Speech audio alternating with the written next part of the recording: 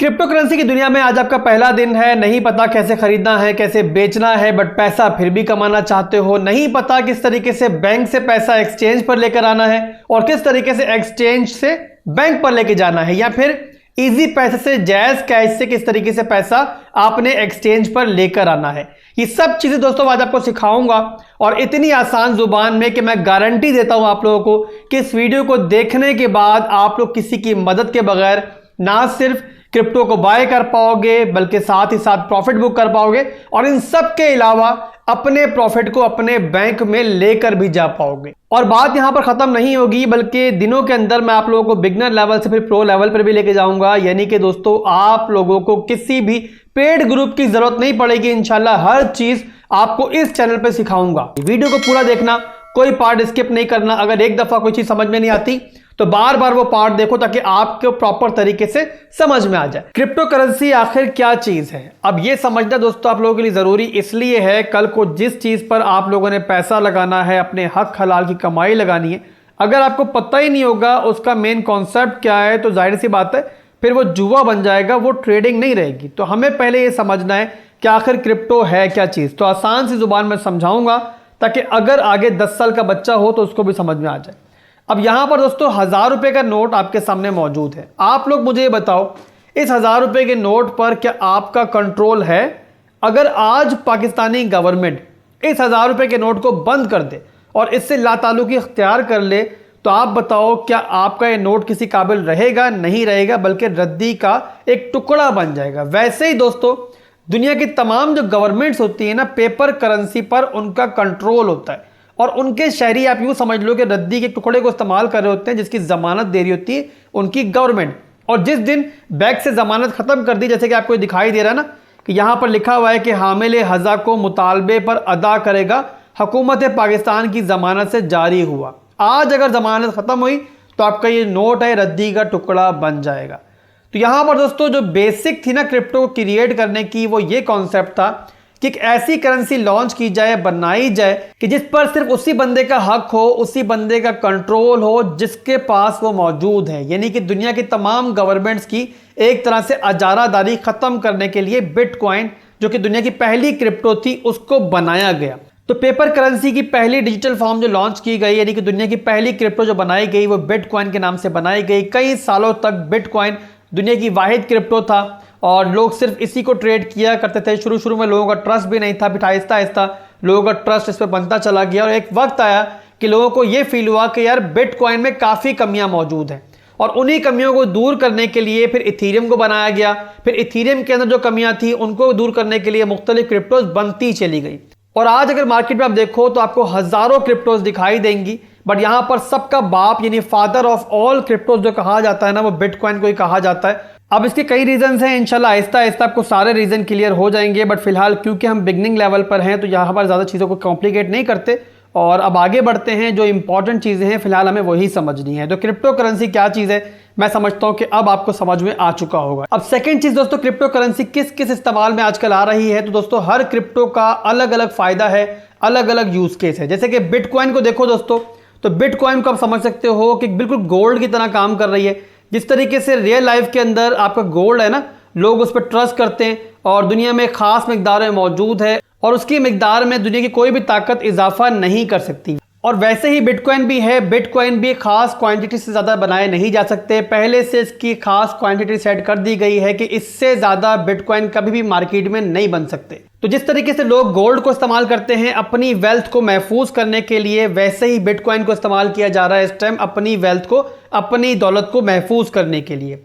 और इस time crypto market में सबसे ज़्यादा शेयर यानी कि सबसे ज़्यादा पैसा जो मौजूद है वो बिटकॉइन के अंदर ही मौजूद है और इसी वजह से हम कह सकते हैं कि मार्केट का जो किंग है वो बिटकॉइन है। बाकी तमाम कॉइन्स जो है ना इसी को किसी ना किसी तरह से फॉलो करते हैं और इसी के पीछे दुम बन के चलते हैं। बिटकॉइन पंप करेगा तो बाकी ऑल्ट कॉइन्स पंप करेंगे, बिटकॉइन डंप करेगा तो ज्यादा देखेंगे बाकी ऑल्ट कॉइन्स भी आपको डंप करते हुए दिखाई देंगे। अब सेकंड मिसाल दोस्तों लेंगे हम लोग एथीरियम की। एथीरियम को देखो तो एथीरियम की वैल्यू मार्केट में क्यों है, क्योंकि इसने अपनी एक ब्लॉकचेन लॉन्च की हुई है। ब्लॉकचेन की मिसाल आप लोग ले सकते हो एक हाउसिंग सोसाइटी के तौर पे। जैसे कि आप लोग बहरिया टाउन को देख लो तो बहरिया टाउन में जो घर है उनकी वैल्यू क्यों बन रही है, लोग वहां पर जाके इतने महंगे महंगे प्लॉट क्यों खरीदते हैं? इसीलिए खरीदते हैं कि वहां पर जो भी सहूलियात दी जा रही हैं वो दूसरी जगहों के बनिस्बत अच्छी दी जा रही है। वैसे ही इथीरियम अपनी ब्लॉकचेन पर दूसरे कॉइन्स को बनने का मौका देता है, उनको मुख्तलिफ फैसिलिटीज देता है, और इसी रीजन की वजह से इथीरियम की प्राइस जो है वो दिन ब दिन बढ़ती जा रही है। इसकी दूसरी मिसालें लेंगे तो सोलाना मौजूद है मार्केट में, इसकी भी अपनी एक ब्लॉकचेन है। इसके अलावा दीगर भी कॉइन्स बहुत सारे मौजूद हैं जो अपनी ब्लॉकचेन की बेस पर अपनी वैल्यू के अंदर इंक्रीज देख रहे हैं। इसके अलावा कुछ कॉइन्स जैसे कि आप AXS को देख लो, आप लोग मना को देख लो, आप लोग सैंड को देख लो, ये तीनों के तीनों गेमिंग कॉइन्स हैं। सेम जैसे आपका PUBG है ना, वैसे इनके भी अपने अपने गेम्स हैं। और जिस तरीके से PUBG को खेलते हो उसके अंदर चीज़ें बाय करने के लिए पैसे पे करते हो, वैसे ही इनके गेम्स के अंदर जो भी चीज़ बाय करोगे ना तो ये कॉइन्स दे के बाय करोगे। इसीलिए जितना लोग इस गेम को पसंद करेंगे, जितनी नई नई चीज़ें अपनी गेम्स के अंदर लेकर आएंगे, उतनी ही इनके कॉइन्स की वैल्यू बढ़ेगी। तो आप लोगों को दोस्तों मैं समझता हूँ कि अब समझ में आ चुकी होगी कि आगे चल के जो भी कॉइन आप बाय करोगे, आप लोगों ने क्या देखना है कि उसका इस्तेमाल क्या है। तो जैसा उसका इस्तेमाल होगा, जैसी उसकी टीम अच्छी होगी, वैसे ही उम्मीद होगी कि आगे चल के उसकी प्राइस बढ़ेगी और आप लोग वहां पर प्रॉफिट कमाओगे। अब प्रॉफिट किस तरीके से कमाया जाता है? जाहिर सी बात है, एक चीज को आप बाय करोगे, फिर उसको सेल करोगे, यानी बाइंग और सेलिंग करोगे। मिसाल के तौर पे किसी कॉइन को आपने आज बाय किया, उसकी वैल्यू चल रही है $1, आपने $1 का बाय किया। अब जब उसकी प्राइस इंक्रीज होगी, यानी इंक्रीज होकर मिसाल के तौर पे $2 पे पहुंच गई है, तो वहां आपने उसको सेल कर दिया।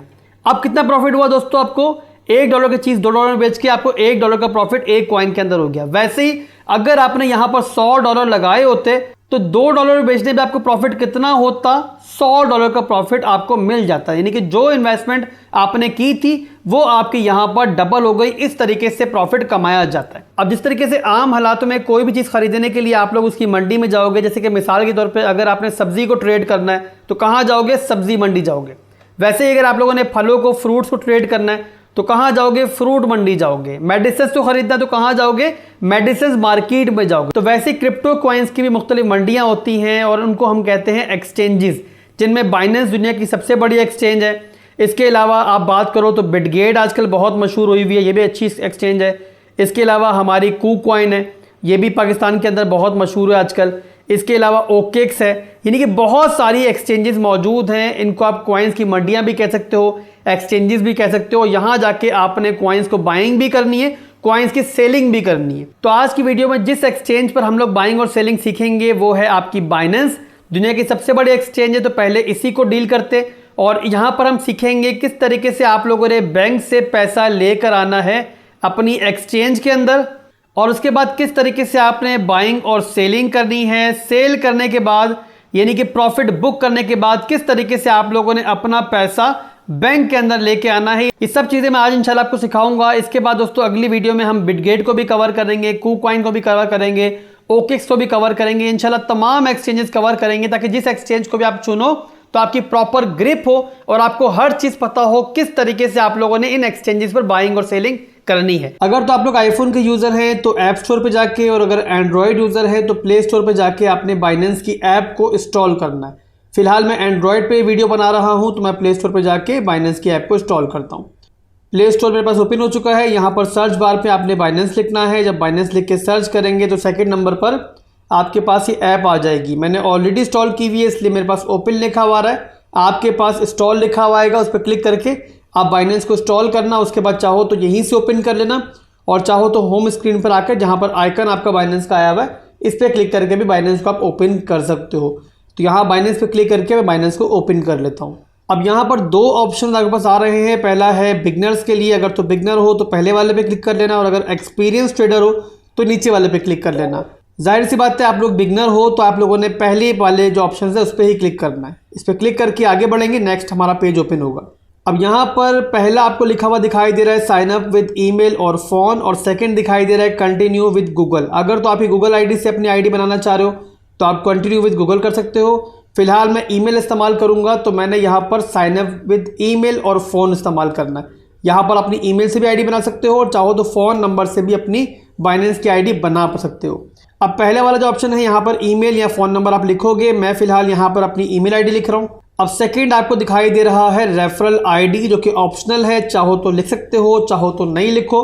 बट लिखने का फ़ायदा दोस्तों ये होगा कि आपको यहाँ पर ट्रांजैक्शन फीस में डिस्काउंट मिलेगा। इसके अलावा जिस कम्युनिटी को आप ज्वाइन करते हो, आपको एयर ड्रॉप्स वगैरह उस कम्युनिटी के लिए आएंगे तो वो भी आपको मिलेंगे। तो यहाँ पर अगर आप लोग मेरी कम्युनिटी ज्वाइन करना चाहो तो यहाँ पर मेरा रेफरल आईडी जो है आप लिख सकते हो, और मेरा रेफरल आईडी मैं भी लिखने जा रहा हूँ, ये आप लोग भी लिख लीजिएगा अगर चाहो तो रेफरल आईडी मैंने लिख लिया है। इसको लिखकर आप लोगों ने फिर नेक्स्ट पे क्लिक कर लेना है। अब सिक्योरिटी वेरिफिकेशन में सिंपल आपने पजल कंप्लीट करना है। उसके लिए आप सिंपल इसे पिक करो और जहाँ पर खाली जगह है वहाँ पर रख दोगे तो आपका ये पजल कंप्लीट हो जाएगा। अब इस ईमेल वेरिफिकेशन के पेज पर जो आपको ईमेल वेरिफिकेशन बार दिखाई दे रही है, यहाँ पर आपने वो कोड लिखना है जो कि आपकी ईमेल आईडी पे सेंड किया गया होगा।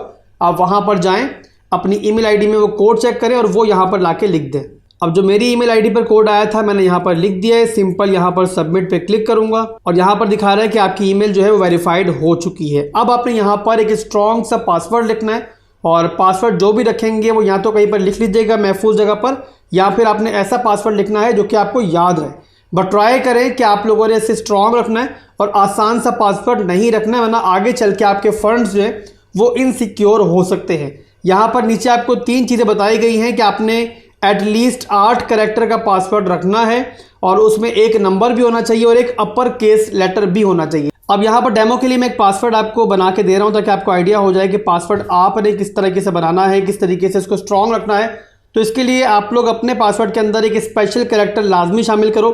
जैसे कि मैंने यहाँ पर @ शामिल कर लिया है और उसके बाद आप नंबर इसमें लाजमी शामिल करो, जैसे कि मैंने यहाँ पर 12 शामिल कर लिया है। और उसके बाद आपने यहाँ पर अल्फ़ाबेट लिखने हैं और ट्राई करना है कि आपका पहला अल्फ़ाबेट जो है वो कैपिटल हो और बाकी जो आपके अल्फ़ाबेट्स हो वो स्मॉल लेटर्स के अंदर हो। जैसे कि यहाँ पर देखो तो मैंने यहाँ पर एक कैपिटल लेटर लिखा है और उसके बाद जो बाकी मेरे नंबर्स हैं, जो बाकी मेरे अल्फ़ाबेट्स हैं वो स्मॉल में है। तो इस तरीके से आप लोग एक स्ट्रॉन्ग पासवर्ड बना सकते हो। अब यहाँ पर आपको दिखाई दे रहा है कि मेरा अकाउंट सक्सेसफुली क्रिएट हो चुका है। बहुत आसान है, कोई मुश्किल नहीं है। मेरे हिसाब से कोई छोटा सा बच्चा होगा ना तो वही बड़ी आराम से अकाउंट बाइनेंस का बना सकता है। डन पे क्लिक करने के बाद जो नेक्स्ट विंडो ओपन हुई है, यहाँ पर आप अपने लिए एक पास की बना सकते हो और इस तरीके से आपको पासवर्ड वगैरह की ज़रूरत कभी नहीं पड़ेगी।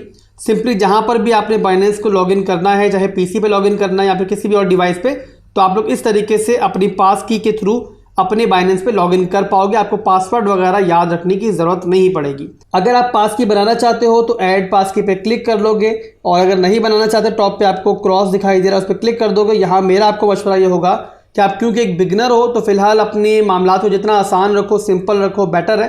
तो इसलिए फ़िलहाल पास की मत बनाओ, बाद में अगर चाहो तो बना लेना। तो फिलहाल यहाँ पर मैं क्रॉस पे क्लिक कर लेता हूँ। क्रॉस पे क्लिक करने के बाद जो अगला पेज हमारे पास ओपन हुआ है, यहाँ पर हमें करनी है KYC मतलब नो योर कस्टमर। जैसे कि अगर आप लोग किसी मोबाइल की सिम लेते हो तो बायोमेट्रिक करके वेरिफिकेशन करवाते हो, वैसे ही बाइनेंस भी आपकी वेरिफिकेशन करता है आपके डॉक्यूमेंट्स के थ्रू और सिंपल से प्रोसेस होते हैं उनके थ्रू। यहाँ पर एक बात याद रखें, तमाम एक्सचेंजेस पर कंपलसरी है KYC करना, तो KYC के बगैर आप लोग अपना अकाउंट इस्तेमाल ना करो। सेकंड, इसके अलावा एक और बात याद रखें कि जो बैंक अकाउंट आपने इस्तेमाल करना है ना, ट्राई करें कि उसी नाम से आपकी ईमेल आईडी हो। अदरवाइज कल को जब आप लोग कोई डॉलर वगैरह बाय करोगे ना तो वहां पर आपको मुश्किल का सामना हो सकता है। तो यहाँ पर बैंक अकाउंट जो इस्तेमाल करना है ट्राई करें कि उसी नाम से आपकी ये आईडी भी हो। अब KYC करने के 3 स्टेप्स हैं। पहले हमें पर्सनल इन्फॉर्मेशन देनी पड़ेगी पहले पेज पर। सेकंड पेज पर हमें गवर्नमेंट इशू आईडी जो है हमारा, यानी कि CNIC वगैरह हो गया, पासपोर्ट वगैरह हो गया या फिर ड्राइविंग लाइसेंस वगैरह हो गया, वो देना पड़ेगा। और आखिर में सेल्फी के थ्रू हमारी लाइव चेकिंग भी हो जाएगी। तो हम लोग क्लिक करते हैं कंटिन्यू पे ताकि जो प्रोसेस है उनको कंप्लीट करें। अब पहले नंबर पर आपको नेशनैलिटी दिखाई दे रही है। यहाँ पर आपने अपने कंट्री का नाम लिखना है। जैसे कि मैं पाकिस्तान से हूँ तो मैंने यहाँ पर पाकिस्तान सेलेक्ट कर लिया। नेशनैलिटी के बाद आपने अपना यहाँ पर लीगल नेम लिखना है। नाम वही लिखिएगा जो आपके ID कार्ड वगैरह पर मौजूद है। अगर नाम अलग होगा और ID कार्ड बाद में अलग सबमिट करेंगे तो आपका अकाउंट वेरीफाई नहीं होगा। और इसके अलावा अगर आपका NIC उर्दू में है तो यहाँ पर उर्दू लैंग्वेज में नाम लिखेंगे। अगर आपका NIC इंग्लिश में है तो यहाँ पर इंग्लिश में नाम लिखेंगे। ये स्टेप आप लोगों ने लाजमी ध्यान से याद रखना है। तो जिसके नाम पे आईडी बनानी थी उसका नाम मैंने यहाँ पर लिख लिया है। उसके बाद मैं नीचे आऊँगा, यहाँ पर डेट ऑफ बर्थ लिखनी है। डेट ऑफ बर्थ वही लिखिएगा जो आपके NIC पर मौजूद है। अब यहाँ पर सिंपल मैं कंटिन्यू करूँगा तो अगला पेज मेरे पास खुल जाएगा। यहाँ पर अब मुझे लिखना है अपना रेजिडेंशियल एड्रेस, यानी जहां पर मैं रहता हूं। ये भी याद रखें कि वही रेजिडेंशियल एड्रेस लिखें जो आपके ID कार्ड पर मौजूद है। एड्रेस लिखने के बाद सिंपल मैं कंटिन्यू पे क्लिक करूंगा। अब नेक्स्ट स्टेप में मुझे अपना पोस्टल कोड लिखना है। मैंने यहाँ पोस्टल कोड भी लिख लिया अपना। उसके बाद मुझे अपना सिटी लिखना है और उसके बाद सिंपल मैं कंटिन्यू पे क्लिक कर दूंगा। अब डॉक्यूमेंट हमें यहाँ पे सबमिट करना है। उसके लिए आप चाहो तो अपना CNIC सबमिट कर सकते हो, चाहो तो पासपोर्ट और चाहो तो ड्राइवर्स लाइसेंस भी सबमिट कर सकते हो। बट जो बाइनेंस की तरफ से रिकमेंडेशन है वो ये है कि अपना आप CNIC यहाँ पर सबमिट करो। उसके लिए मैंने NIC पे क्लिक कर लिया और इसको सिंपल मैं कंटिन्यू कर लूँगा। अब डॉक्यूमेंट वेरिफिकेशन में दोस्तों नेक्स्ट स्टेप हमारे पास मौजूद है। यहाँ पर हमें अपनी NIC की जो पिक्चर है वो यहाँ पर सबमिट करनी है। जो पिक्चर आप लोगे ट्राई करो कि उसके अंदर तमाम वर्ड्स जो है वो पढ़ने में आसानी से आएँ। अगर धुंधली पिक्चर होगी तो आपकी वेरिफिकेशन फेल हो जाएगी।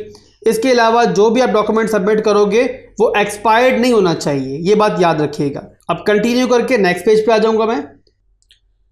अब यहाँ पर फ्रंट पिक्चर लेंगे पहले अपने आईडी कार्ड की, उसके बाद आईडी कार्ड की बैक साइड की पिक्चर लेनी है। फिर बता रहा हूँ कि इमेज आपकी क्लियर होनी चाहिए, अगर ब्लर होगी तो आपकी वेरिफिकेशन कंप्लीट नहीं होगी। फ्रंट और बैक की पिक्चर लेने के बाद सिंपल आप कंटिन्यू पे क्लिक करोगे और डॉक्यूमेंट अब आपके अपलोड हो चुके हैं। उसके बाद दोबारा कंटिन्यू पे क्लिक करोगे। अब यहाँ पर कैमरे के थ्रू हमारी लाइव चेकिंग होगी कि अकाउंट को हम खुद ही बना रहे हैं या फिर कोई और बना रहा है। तो आप लोगों ने ध्यान रखना है कि जिसके नाम पे ये अकाउंट बनना है वही अपनी यहाँ पर चेकिंग करवाएगा। कंटिन्यू पे क्लिक करेंगे तो जो आपको इंस्ट्रक्शंस मिलेंगी उन्हें फॉलो करना है, यानी कि मुंह को ऊपर करने को बोलेगा तो ऊपर कर लीजिएगा, नीचे करने को बोलेगा तो नीचे कर लीजिएगा। जो आपको यहाँ पर इंस्ट्रक्शंस मिलेंगी साथ साथ नीचे वो आपने फॉलो करते जाना है। तो यहाँ पर दोस्तों हमारी वेरिफिकेशन कंप्लीट हो चुकी है। सिंपल क्लोज पे क्लिक करेंगे और इसके बाद हमारी बाइनेंस की ऐप खुल जाएगी। अब यहाँ पर मेन पेज पर आपको दिखाई दे रहा है कि आपकी वेरिफिकेशन अंडर रिव्यू है। जब कंप्लीट हो जाएगी तो आपको उल्टे हाथ पे जो टॉप पर आइकन दिखाई दे रहा है उस पर क्लिक करने पर यहाँ पर लिखा हुआ दिखाई देगा कि आप वेरीफाइड है। फिलहाल पेंडिंग में है और इसमें तकरीबन कभी कभी 24 घंटे या उससे ज़्यादा का टाइम भी लग सकता है। तो आप लोगों ने पेशेंटली वेट करना है वेरीफाई होने का। और वेरिफिकेशन अगर कंप्लीट नहीं होगी, फेल्ड लिखा हुआ आएगा, तो इसका मतलब कि आपने कोई मिस्टेक की है तो फिर आपको दोबारा वेरिफिकेशन करनी पड़ेगी। और अगर वेरीफाइड लिखा हुआ आता है तो उसके बाद फिर आप लोग अपना अकाउंट जो है आराम से इस्तेमाल कर सकते हो। तो बाइनेंस में हमने अकाउंट अपना बना लिया है। अब इसके बाद किसी भी एक्सचेंज पर अकाउंट बनाने के बाद जो पहला काम आपने करना होता है ना, वो ये करना होता है कि आपने स्टेबल कॉइन्स खरीदने होते हैं। अब स्टेबल कॉइन्स दोस्तों किस तरीके से काम करते हैं, जिस तरीके से आम दुनिया के अंदर अगर आपको कोई चीज़ खरीदनी है तो अपनी पेपर करेंसी की जरूरत पड़ती है, वैसे ही क्रिप्टो की दुनिया में अगर आपने कोई बिटकॉइन लेना है, एथीरियम लेना है, कोई भी कॉइन लेना है तो आपको स्टेबल कॉइन्स की ज़रूरत पड़ेगी। अब आम फिजिकल वर्ल्ड के अंदर क्योंकि डॉलर सबसे स्ट्रांग है और लोगों का ट्रस्ट भी डॉलर के ऊपर मौजूद है, वैसे ही दोस्तों आपकी क्रिप्टो वर्ल्ड के अंदर सबसे ज़्यादा जो आपके इस्तेमाल किए जाते हैं स्टेबल कॉइन्स, वो इस्तेमाल किए जाते हैं USDT। अब अगर आपके पास 100 USDT मौजूद है तो उसकी वैल्यू होगी आपकी 100 US डॉलर के बराबर। अब ऐसा नहीं कि सिर्फ USDT मौजूद है क्रिप्टो मार्केट में, इसके अलावा और स्टेबल कॉइन्स भी हैं, जैसे कि USDC भी मौजूद है, BUSD भी है, इसके अलावा बहुत सारे मौजूद हैं। बट सबसे ज़्यादा इस्तेमाल जो किया जाता है वो USDT को इस्तेमाल किया जाता है। इसलिए मैं आपको सजेस्ट करूंगा कि आप लोग भी फर्स्ट टाइम जब बाय करोगे स्टेबल कॉइन्स तो आप USDT को ही बाय करना। अब दोस्तों यहाँ पर अगर हमने स्टेबल कॉइन्स को बाय करना है किसी एक्सचेंज पर तो नॉर्मली दुनिया के अंदर सबसे ज़्यादा इस्तेमाल किए जाने वाले 3 तरीके होते हैं, जिनमें पहला तरीका ये होता है कि आप लोग अपने बैंक अकाउंट को अपनी एक्सचेंज से कनेक्ट करते हो और डायरेक्टली बैंक के थ्रू ही आप लोग अपने स्टेबल कॉइन्स को बाय कर लेते हो। बट अनफॉर्चुनेटली पाकिस्तान के अंदर हमें बैंक से अलाउ नहीं करते हैं और रिस्ट्रिक्शंस होती हैं इसके ऊपर। अगर आप लोगों ने अपने बैंक अकाउंट को कनेक्ट करने की ट्राई की एक्सचेंज के साथ तो ना सिर्फ कि आपकी ट्रांजैक्शन फेल हो जाएगी, आपको अलाउ नहीं किया जाएगा और उसी के साथ साथ दोस्तों आपका अकाउंट तक बैन हो सकता है। तो मैं आपको सजेस्ट करूंगा कि आपने गलती से भी अपने बैंक अकाउंट को कनेक्ट करने की ट्राई नहीं करना। अब दोस्तों यहाँ पर ऐसा नहीं कि पाकिस्तान में हमारे पास तरीके नहीं है, हमारे पास सबसे महफूज तरीका जो है वो है इस टाइम P2P का ऑप्शन। अब P2P दोस्तों क्या होता है, जिस तरीके से आप समझ लो कि आम दुनिया में कोई मार्केट होती है, सुपर मार्केट होती है, वैसे ही हमारे P2P क्या होता है कि आम एक्सचेंजेस के ऊपर भी एक मंडी बनी हुई होती है जहां पर लोकल बायर्स होते हैं और लोकल सेलर्स होते हैं। अब बायर कौन है, मिसाल के तौर पर अगर आपको USDT खरीदने हैं तो आप बायर बन के जाओगे। सेलर कौन है, जिसके पास वो USDT मौजूद होंगे। कल को अगर आपने अपना प्रॉफिट बुक करने के बाद USDT को सेल करके अपना जो पैसा है वो बैंक के अंदर लाना होगा तो आप भी वहां पर सेलर बन के अपना अकाउंट खोल सकते हो। अब मिसाल के तौर पे अगर आपने USDT बाय करने हैं तो आप P2P पे जाके सिंपल अपने पसंद का कोई भी दुकानदार चुनोगे, ऑर्डर प्लेस करोगे और उसके बैंक अकाउंट पे आप लोग पैसा ट्रांसफ़र कर दोगे। उसके बदले में वो आपके जो USDT होंगे उसको रिलीज़ कर देगा। अब आप दोनों के दरमियान में कोई भी कॉन्फ्लिक्ट दूर करने के लिए किसी स्कैम की सूरत में मसला हल करने के लिए मौजूद होती है एक्सचेंज। और इस तरीके से P2P के जो ऑप्शन है ना काफ़ी सेफ हो जाता है। अब किस तरीके से किन चीज़ों का ख्याल रखना है आपने P2P बाइंग और सेलिंग करते हुए, वो आगे चल के मैं बताता हूँ आपको। और उन चीज़ों का ख्याल रखते हुए आप स्कैम के जो चांसेस है वो ना होने के बराबर कर सकते हो। और इसके अलावा दोस्तों एक और तरीका भी है कि आप लोग किसी से भी अपने अकाउंट पे डिपॉजिट भी करवा सकते हो स्टेबल कॉइन्स। जैसे कि अगर किसी दोस्त के पास आपके पास स्टेबल कॉइन मौजूद है, उसको आप लोकली पेमेंट करके उससे मंगवा लो, अपने अकाउंट के ऊपर डिपॉजिट करवा लो, वो तरीका भी मौजूद है। तो P2P मार्केट में जाने के लिए दोस्तों आपको नीचे ऑप्शन दिखाई दे रहे हैं मुख्तलिफ। इसमें आप लोगों ने ट्रेड पे क्लिक करना है। ट्रेड पे क्लिक करने के बाद टॉप पर आपको राइट साइड पर P2P लिखा हुआ दिखाई दे रहा है। अब यहाँ पर P2P पे आप सिंपली क्लिक कर लोगे। क्लिक करने के बाद दोस्तों आपके सामने एक नई विंडो खुलेगी। यहाँ पर आप देखो, अब इस विंडो में दोस्तों टॉप पर आपको दो ऑप्शन दिखाई दे रहे हैं। एक दिखाई दे रहा है एक्सप्रेस और एक दिखाई दे रहा है आपको P2P का ऑप्शन। आपने P2P का ही इस्तेमाल करना है। नीचे आएंगे दोस्तों, यहाँ पर दो ऑप्शंस हैं, बाय और सेल। अगर आपने क्रिप्टो बाय करनी है यानी कि USDT बाय करना है तो आप इसका इस्तेमाल करोगे, बाय का इस्तेमाल करोगे। अब यहाँ पर देखो तो USDT के अलावा मजीद क्रिप्टोज भी मौजूद हैं जिनमें स्टेबल कॉइन्स भी हैं। इसके अलावा BTC, BNB, इथीरियम और काफ़ी ज़्यादा दूसरी जो क्रिप्टोज हैं वो भी आप यहाँ पर इस मंडी से बाय कर सकते हो। मगर यहाँ पर आप लोगों ने ध्यान ये रखना है क्योंकि यहाँ पर लोकल बायर्स हैं, लोकल सेलर्स हैं। यानी कौन लोग हैं? आप ही तरह के, कोई पाकिस्तानी यहाँ पर सेल कर रहा होगा और आप ही तरह का पाकिस्तानी यहाँ पर बाय कर रहा है। तो यहाँ पर जो बिटकॉइन वगैरह है या BNB वगैरह है उसकी प्राइस आपको डिफरेंट मिल सकती है अपनी नॉर्मल मार्केट। तो आप लोग यहाँ पर कभी भी बिटकॉइन या फिर कोई भी BNB वगैरह बाय मत करना, उसमें आपको नुकसान नहीं होगा, फ़ायदा नहीं होगा। तो आपने यहाँ पर सिर्फ और सिर्फ बाय करना है स्टेबल कॉइन। अब यहाँ मुख्तलिफ सेलर्स आपके सामने मौजूद हैं, मुख्तलिफ नामों से मौजूद हैं और यहाँ पर हर सेलर ने अपना एक रेट दिया हुआ है जिसके ऊपर वो आपको USDT बेच रहा है। अब यहाँ पर एक चीज़ नोट करोगे आप लोग कि पाकिस्तान के अंदर इस टाइम डॉलर का रेट जो चल रहा है वो 300 रुपये का तकरीबन चल रहा है। बट यहाँ पर आपको जो रेट मिल रहा है वो ज़्यादा मिल रहा है। तो ये नॉर्मल चीज़ है। कभी भी अगर आप P2P से बाय करोगे तो आपको आम रेट से 10 रुपये या 12 रुपये का फ़र्क मिल सकता है। अब यहाँ पर जिसका रेट आपको अच्छा लगता है आप उसको चूज़ कर सकते हो। बट इसके साथ साथ कुछ मजीद चीज़ों का भी आप ध्यान रखना है ताकि आपके साथ स्कैम कोई ना कर सके। अब यहाँ पर स्कैम का वर्ड सुन के आपने घबराना नहीं है कि यार यहाँ पर स्कैम भी हो सकता है। ये बात याद रखें कि आपको बस नॉलेज होना ज़रूरी है। अगर नॉलेज होगी, आपको पता होगा कब क्या करना है, तो कोई बंदा आपसे स्कैम नहीं कर सकता। यहाँ पर एक्सचेंज सेंटर में मौजूद है तो मैं आपको सारी चीज़ें आहिस्ता आहिस्ता आसान अल्फाज समझाता हूँ। अब आप लोगों ने मेरी बातें गौर से सुननी है।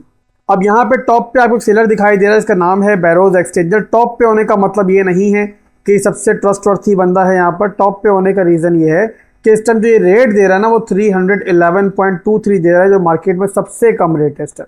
यहाँ पर एक बात आपने याद रखनी है कि आम मार्केट में डॉलर का जो भी रेट चल रहा होगा ना, उससे आपको P2P पे USDT का रेट जो है वो 10-11 रुपये महंगा ही मिल रहा होगा। जाहिर सी बात है, पाकिस्तान में नॉर्मल चैनल से हम यहाँ पर USDT बाय कर नहीं सकते, तो इस रीज़न की वजह से यहाँ पर थोड़ा बहुत फ़र्क आता है। तो ये नॉर्मल चीज़ है।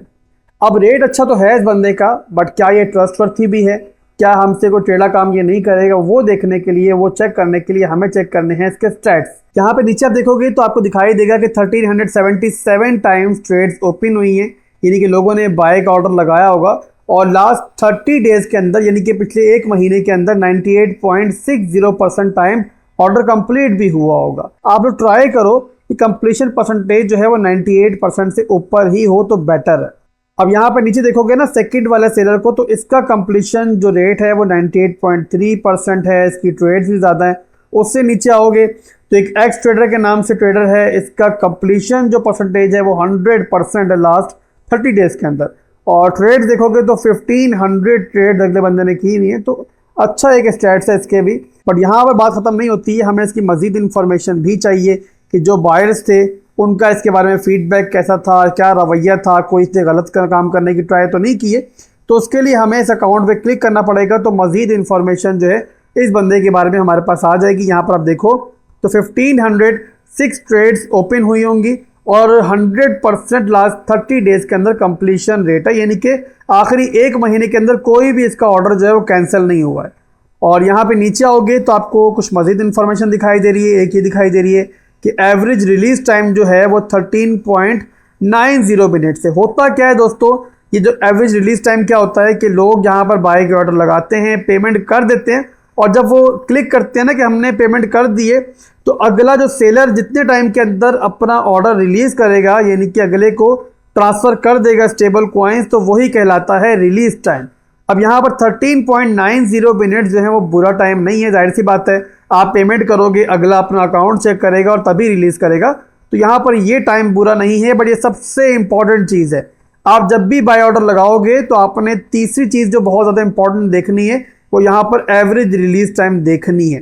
जिसका एवरेज टाइम सबसे ज़्यादा है, इसका मतलब कि वो बंदा झोल झाल वाला बंदा है और लापरवाह बंदा है। आप पेमेंट कर भी दोगे तो उसने टाइम लगाना है। और कई कई दफ़ा यहाँ पर सेलर जो है ना वो हफ्ते हफ्ते के लिए भूल जाते, और ऐसे सेलर से आपने बचने के लिए क्या करना है कि उसका रिलीज टाइम चेक करो। जिसका रिलीज टाइम कम होगा, जिसका कंप्लीशन रेट अच्छा होगा और ट्रेड ज़्यादा होंगी, तो मतलब कि वो बंदा बेहतर बंदा है। अब इसके बाद दोस्तों एक और बहुत इंपॉर्टेंट पार्ट है, जब भी आपने ट्रेड करनी है तो ये हिस्सा लाजमी देखना है, वो ये है यहाँ पर 97% लोगों ने इस बंदे के बारे में पॉजिटिव फीडबैक दिया है और 9070 लोगों ने यहाँ पर अपना फीडबैक रिकॉर्ड करवाया है। अब यहाँ पर 282 लोगों ने नेगेटिव फीडबैक भी दिया है, तो उन्होंने नेगेटिव क्यों दिया है ये देखना भी ज़रूरी है। कई दफ़ा क्या होता है, लोग देर कर रहे होते हैं या फिर बुरा बिहेव करते हैं तो लोग नेगेटिव रिव्यू देते हैं, तो ये चीज़ आप लोगों ने देख लेनी है लाजमी। उसके लिए आपने क्या करना है, टॉप पे जाना है, जहाँ पर फीडबैक आपको लिखा हुआ दिखाई दे रहा है, फीडबैक पे क्लिक करेंगे तो यहाँ पर एक और विंडो खुलेगी। अब यहाँ पर आपको दिखाई दे रहा है कि 9070 लोगों ने पॉजिटिव रिव्यू दिया है और 282 लोगों ने नेगेटिव रिव्यू दिया। आपने चेक करना है नेगेटिव रिव्यू, पॉजिटिव रिव्यूज को छोड़ दें। आपने ये देखना है कि नेगेटिव रिव्यूज के अंदर किसी ने ये तो नहीं बोला हुआ कि इस बंदे ने स्कैम करने की ट्राई की थी, या फिर किसी ने ये तो नहीं बोला हुआ कि ये बंदा थर्ड पार्टी अकाउंट से ट्रांसफर कर रहा है पैसे। यहाँ पे बाइंग और सेलिंग करते हुए एक बात का ध्यान रखना कि जिससे भी डील कर रहे हो बैंक अकाउंट उसी के नाम पे होना चाहिए। मिसाल के तौर पे इस बंदे का नाम है एक्स ट्रेडर के नाम से, तो बैंक अकाउंट भी एक्स ट्रेडर के नाम से होना चाहिए। अगर इसने किसी और बंदे के नाम से आपको पेमेंट की है या किसी और अकाउंट पे आपसे पेमेंट मांग रहा है, तो ऑर्डर कैंसिल करना बेटर है। थर्ड पार्टी डील जो है बाइनेंस भी अलाउ नहीं करता है, और वैसे भी आम हालात में भी यहाँ पर ये खदशा होता है कि गलत पेमेंट आपके अकाउंट में ना आ जाए। इसीलिए डील करते हुए इस बात का ध्यान लाजमी रखना। और इस बंदे के बारे में एक कंप्लेन मौजूद भी है, ये देखो, तो लाडो नाम के बंदे ने कंप्लेन की है कि इसने किसी और के नाम से अकाउंट था और वहां से पेमेंट ट्रांसफर की है। तो ये चीज़ का ध्यान रखना कि थर्ड पार्टी डील यहाँ पर नहीं करना। तो इस बंदे को हम लोग कैंसिल करते हैं और किसी और बंदे से हम लोग डील करते हैं। अब यहाँ पे सोनू चांद के नाम से एक सेलर है, ये मुझे काफ़ी बेहतर लग रहा है। यहाँ पर देखो तो ट्रेड जिसने की है अब तक 2123 टाइम्स, और जो कंप्लीशन परसेंटेज है वो 100% है। इसके अलावा यहाँ पर देखोगे तो 100% लोगों ने पॉजिटिव फीडबैक दिया हुआ। तो ये चीज़ें आपने चेक करनी होती है। अब मैं क्लिक कर कर इसको मजीद देख लेता हूँ, तो यहाँ पर हमें दिखाई देगा कि डेटा के अंदर इसने टर्म्स वगैरह क्लियर लिखी हुई हैं कि कोई भी थर्ड पार्टी पेमेंट ना करे, तो इसका मतलब कि ये बंदा इस पर प्रॉपर अमल भी कर रहा है। अब यहाँ पर से एक उल्टी शर्त लिखी हुई है, इस शर्त की वजह से आप चाहो तो इसे इग्नोर भी कर सकते हो अगर आप कंफर्टेबल नहीं हो। ये बंदा ये बोल रहा है कि ये आपसे आपके CNIC की कॉपी मांग सकता है, और इस तरीके से मांग सकता है कि आपने अपना CNIC कार्ड जो है वो होल्ड किया हुआ और पिक्चर लेके सेल्फी लेके से भेजो।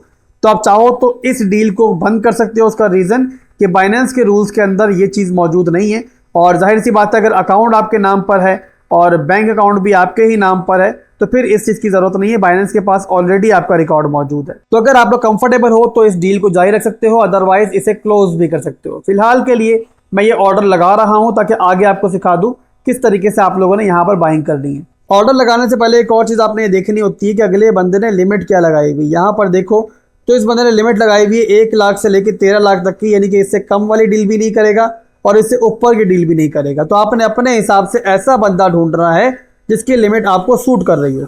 अब लास्ट चीज़ जो आपने देखनी होती है वो ये देखनी होती है कि जहाँ से आप लोग पेमेंट कर रहे हो, मिसाल के तौर पे अगर मैंने इजी पैसे से बाइंग करनी है या जायज़ कैश के थ्रू बाय करना है, तो क्या ये बंदा ये पेमेंट एक्सेप्ट करेगा या नहीं करेगा। तो आपको दिखाई देगा टॉप पर कि पेमेंट मेथड में इसने सिर्फ बैंक ट्रांसफ़र लिखा हुआ है। इसका मतलब कि जायज़ कैश या ईजी पैसा की पेमेंट ये एक्सेप्ट नहीं करता। उसके लिए आपको हर सेलर के आगे लिखा हुआ दिखाई दे रहा होगा कि ये बंदा कौन कौन से पेमेंट मेथड यहाँ पर एक्सेप्ट कर रहा है। अब यहाँ पे सारी चीज़ें आपको काफ़ी कॉम्प्लिकेटेड लग रही होंगी कि यार मैं एक एक बंदे को कैसे देखूंगा, कैसे उसके स्टैट चेक करूंगा। तो यहाँ पर मेरे भाइयों एक और तरीका बताने जा रहा हूँ कि आप लोग अपनी शराइत के हिसाब से एक फ़िल्टर बना सकते हो और आपके सामने वही सेलर्स आएंगे जो आपके मयार पे पूरा उतर रहे होंगे। अब यहाँ पर उसके लिए आपको राइट साइड पे दिखाई दे रहा है फ़िल्टर लिखा हुआ, इस पर क्लिक करेंगे अब फिल्टर के पेज पे सबसे पहले आपने ये लिखना है कि कितने के यूएसडी आप बाय करना चाह रहे हो। मिसाल के तौर पे मैं 10,000 के बाय करना चाह रहा हूँ, तो मैंने यहाँ पर 10,000 लिख दिया है। उसके बाद सेकंड ऑप्शन दिखाई दे रहा है हमें पेमेंट टाइम लिमिट। यहाँ पर आपने वो टाइम लिमिट लिखनी है कि जिसके दरमियान आपको पेमेंट करनी है। यहाँ पर बड़ा ध्यान रखना है आपने, आप किसी से भी बाइंग करना चाह रहे हो, आपने सबसे पहले अगले की टाइम लिमिट देखनी होती है। अगर आप लोग टाइम लिमिट के बाद ट्रांसफ़र कर दोगे पेमेंट, तो उसके बाद आप पेड पे क्लिक नहीं कर पाओगे और ऐसी सूरत में आपके पैसे ज़ाया होने के चांसेस होते हैं। इसीलिए हमेशा टाइम लिमिट के अंदर ही पेमेंट आप लोगों ने करनी होती है और उसके बाद पेड पर क्लिक करना होता है। तो यहाँ पर आप लोग टाइम लिमिट का फिल्टर भी लगा सकते हो। मिसाल के तौर पर मैं चाह रहा हूँ कि 60 मिनट के अंदर पेमेंट का टाइम मुझे मिले, तो मैंने 60 मिनट सेलेक्ट कर लेना है। और अगर आप लोग तमाम एड्स चाह रहे हो तो आपने ऑल पर क्लिक कर देना है। इसके बाद थर्ड ऑप्शन है हमारे पास पेमेंट मेथड का। अब यहाँ पर अगर मैं इजी पैसा के पेमेंट करना चाह रहा हूँ तो मैं इजी पैसा पर क्लिक कर लूँगा और सिंपल कन्फर्म पे क्लिक कर दूंगा।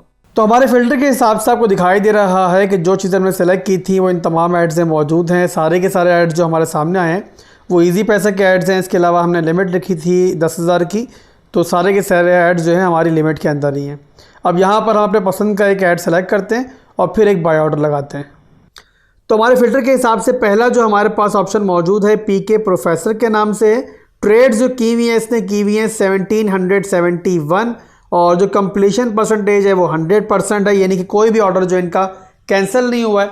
और उसके बाद नीचे आएंगे तो पॉजिटिव रिव्यूज़ जो हैं वो 100% है, यानी कोई भी नेगेटिव रिव्यू इनके पास मौजूद नहीं है। उसके बाद दोस्तों अगली इंपॉर्टेंट चीज़ जो है वो है हमारे पास टाइम लिमिट। तो यानी कि जो पेमेंट करने की टाइम लिमिट दी गई है वो 15 मिनट दी गई है। उसके बाद रेट को देखेंगे तो 312.29 का एक यूएसडी दे रहे हैं। तो हमारे फिल्टर के हिसाब से इससे बेटर ऑप्शन हमारे पास फिलहाल के लिए और कोई मौजूद नहीं है। तो ये चीज़ आपने चेक करनी होती है। मैं उम्मीद करता हूँ कि आपको समझ में आ चुकी होगी। अब रैंडमली मैं एक बाय ऑर्डर लगाता हूँ ताकि फर्दर मैं आपको बताऊँ क्या क्या करना होता है, आपने किस तरीके से पेमेंट करनी होती है और किस तरीके से अगला बंदा फिर आपके यूएसडी रिलीज़ करेगा।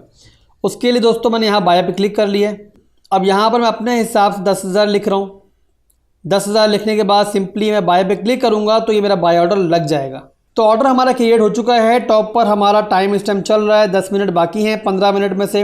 और यहाँ पर अब अगर आप लोग इस सेलर से कोई बात वगैरह करना चाह रहे हो, कुछ पूछना चाह रहे हो, तो आप चैट पे क्लिक कर लोगे। और इसके बाद अगर यहाँ पर आप लोग स्क्रीनशॉट वगैरह पेमेंट का सेंड करना चाह रहे हो तो उसके लिए यहाँ पर प्लस का बटन मौजूद है। यहाँ क्लिक करके आप लोग अपनी पिक्चर वगैरह सेंड भी कर सकते हो। इसके अलावा दोस्तों बैक पर आएंगे तो यहाँ पर आपको लिखा हुआ दिखाई देगा मेक पेमेंट। यहाँ पर क्लिक करके आपको इसकी बैंक की डिटेल्स मिल जाएंगी। तो मेक पेमेंट पर हम क्लिक करेंगे। अब यहाँ पर हमें कंप्लीट डिटेल जो है वो सेलर की मिल चुकी है। यहाँ पर देखें नीचे तो फुल नेम इनका आ रहा है सज्जाद हैदर, नीचे इजी पैसा मोबाइल अकाउंट आ रहा है। तो आपने ये अकाउंट नंबर पे पैसे ट्रांसफ़र करने हैं। बस फिर बता रहा हूँ ध्यान रखिएगा कि ऊपर टाइम लिमिट चेक कर लीजिएगा कि पेमेंट करते हुए आपके पास यहाँ पर टाइम मौजूद होना चाहिए। जैसे ही पेमेंट करेंगे फौरी तौर पे आपने यहाँ पर आके ट्रांसफर नोटिफाई सेलर पे क्लिक लाजमी करना है। ये सबसे इंपॉर्टेंट पार्ट है। पेमेंट करने के बाद अगर आपने इस पर क्लिक नहीं किया और इस बीच में आपका ये टाइम जो है वो ख़त्म हो गया तो आप यूँ समझ लीजिए कि आप लोग उस सेलर के रहमो करम पे होंगे। आपकी पेमेंट वो वापस करे ना करे वो उसकी मर्जी होगी। तो ये दो चीज़ों का ध्यान रखना है आपने कि टाइम लिमिट के अंदर पेमेंट करके ट्रांसफर नोटिफाई पे लाजमी क्लिक करना है। ट्रांसफर नोटिफाई पे क्लिक करने के बाद चैट पे आके आपने सेलर को बताना है कि मैंने पेमेंट ट्रांसफ़र कर दी है। और अगर वो आपको कहेगा स्क्रीनशॉट सेंड करो तो आपने प्लस पे क्लिक करके यहाँ से स्क्रीनशॉट सेंड करना है। उसके बाद जैसे ही वो आपको यूएसडी ट्रांसफ़र करेगा, रिलीज़ करेगा, आपके वॉलेट में ऑटोमेटिकली आ जाए। अब फ़र्ज़ करें आपने पेमेंट कर दी है बट सेलर आपको आपके यूएसडी रिलीज़ नहीं कर रहा, कोई लेम एक्सक्यूजेस दे रहा है या फिर ये बोल रहा है कि आपकी पेमेंट मुझे आई नहीं है, झूठ बोल रहा है आपसे, तो भी टेंशन लेने की ज़रूरत नहीं है। जब आपने ट्रांसफ़र नोटिफाई सेलर पे क्लिक कर दिया है इसका मतलब कि आप काफ़ी हद तक महफूज हो चुके हो। अगर सेलर आराम से नहीं मानता आपने कोई टेंशन नहीं लेनी। यहाँ पर अपील का एक बटन आ रहा होगा, उस पर क्लिक करेंगे और बाइनेंस को अपने एविडेंस देंगे कि भाई मैंने तो पेमेंट कर दी है। स्क्रीनशॉट वगैरह दे देंगे या फिर वीडियो वगैरह बनाने को बोलेंगे अपने अकाउंट की, तो वो बना के दे देंगे। तो ओवरऑल आप लोग बात जहन में रखो कि जो चीज़ें मैंने वीडियो में आज बताई है ना, अगर उन तमाम बातों का ध्यान रखोगे तो 99.99% आपके साथ कोई स्कैम नहीं कर सकता और आपको आपके यूएसडी वसूल हो जाएंगे। तो आप लोगों ने विदाउट एनी टेंशन और दिमाग को हाजिर रख के यहाँ पर ये डील करनी है। अब अगर आप ये ऑर्डर कंटिन्यू नहीं करना चाह रहे तो आप कैंसिल पे क्लिक करके ऑर्डर को बंद कर सकते हैं। बस ये ध्यान रखें कि अगर आपने पेमेंट कर दी है तो फिर आपने नोटिफाई सेलर पे क्लिक करना है, पेड पे क्लिक करना है, ना कि कैंसिल पे। कैंसिल पे तभी क्लिक करेंगे अगर आप पेमेंट नहीं करना चाह रहे। तो यहाँ पर कैंसिल पे क्लिक करूँगा। और यहाँ पर एक बात मैं आपको और बता दूँ कि 3 दफ़ा से ज़्यादा अगर आप ऑर्डर कैंसिल करते हो 1 महीने के अंदर तो फिर आप लोग P2P से अगले 1 महीने के लिए बाइंग नहीं कर पाओगे, आपके अकाउंट को होल्ड पे रख दिया जाएगा। ट्राई करो कि फजूल में किसी का ऑर्डर कैंसिल मत करो। तो यहाँ पर ओके करके फिलहाल मैं ऑर्डर को कैंसिल कर रहा हूँ। अब यहाँ पर आपसे रीज़न पूछ रहा है क्यों कैंसिल कर रहे हैं, अपना रीज़न बताएंगे। उसके बाद आप लोग यहाँ पर I have not paid the seller पे क्लिक करेंगे और सिंपल कंफर्म कैंसिलेशन पे क्लिक कर देंगे। तो यहाँ पर आपको दिखाई दे रहा है कि हमारा ऑर्डर जो है अब कैंसिल हो चुका है। जब सेलर आपको आपके USDT रिलीज हो जाएगा तो वो डायरेक्ट आपके वॉलेट में ऑटोमेटिकली चले जाएंगे। आपको कहाँ देखने हैं अपने USDT वो भी आपको बता दूं, तो आपने बैक पर आना है और सिंपली लास्ट में आपको वॉलेट लिखा हुआ दिखाई दे रहा है, इस पर क्लिक करेंगे। यहाँ पर आपको स्पॉट, फंडिंग, फ्यूचर्स वगैरह मुख्तलिफ ऑप्शन दिखाई दे रहे हैं ना, तो आपने फंडिंग में आना होगा। फंडिंग में ही यहाँ पर आपको दिखाई दे रहा है कि हमारे जो डॉलर्स हैं USDT जो वसूल किए थे हमने वो यहाँ पर आ चुके हैं ऑटोमेटिकली। अब अगर आपने कोई कॉइन खरीदना है तो 2 तरह की ट्रेडिंग होती है, एक होती है स्पॉट ट्रेडिंग, एक होती है फ्यूचर्स ट्रेडिंग। अब दोनों में फ़र्क क्या है ये आगे चल के आपको मालूम पड़ जाएगा। फिलहाल के लिए बस इतना समझ लो कि अगर आपने कोई भी कॉइन खरीदना है तो आपको फंडिंग वॉलेट से अपने USDT को ट्रांसफ़र करना पड़ेगा। फिलहाल इस वीडियो में हम स्पॉट ट्रेडिंग ही करेंगे, तो फंडिंग वॉलेट से मैं अपने USDT को ट्रांसफ़र कर लेता हूँ अपने स्पॉट वॉलेट। फ्रॉम में आपने लिखना है फंडिंग और टू में लिखना है स्पॉट, और उसके बाद नीचे आना है, यहाँ पर सेलेक्ट करना है अपने USDT।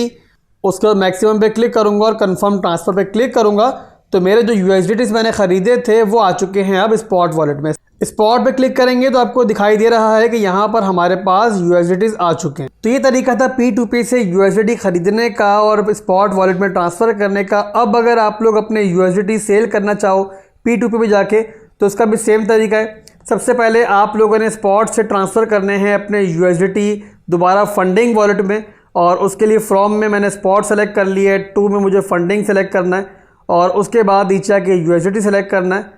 सेलेक्ट करने के बाद सिंपली मैक्सिमम पे क्लिक करना है और उसके बाद कंफर्म ट्रांसफ़र पे क्लिक कर देना है। उसके बाद ट्रेड पे आऊँगा, P2P पे जाऊँगा इस तरीके से पहले गया था, और उसके बाद यहाँ पर आपको बाय और सेल जहाँ पे लिखा हुआ दिखाई दे रहा है उसमें से सेल पे क्लिक करूँगा तो यहाँ पर आपको सारे के सारे बायर्स दिखाई देंगे जिन्हें आप लोग अपने USDT सेल कर सकते हो। अब जिस तरीके से हमने बाय करते हुए चीज़ें चेक की थी, यहाँ पर भी वही चीज़ें चेक करेंगे और उसके बाद यहाँ पर अपने पसंद का सेलर सेलेक्ट करेंगे। जैसे कि पहला सेलर आप लोग देख रहे हो टाइकन प्रो के नाम से है। इसके आगे देखोगे पेमेंट मेथड, तो ईजी पैसा में ये पेमेंट ले रहा है, इसके अलावा कोई पेमेंट मेथड ये एक्सेप्ट नहीं कर रहा है।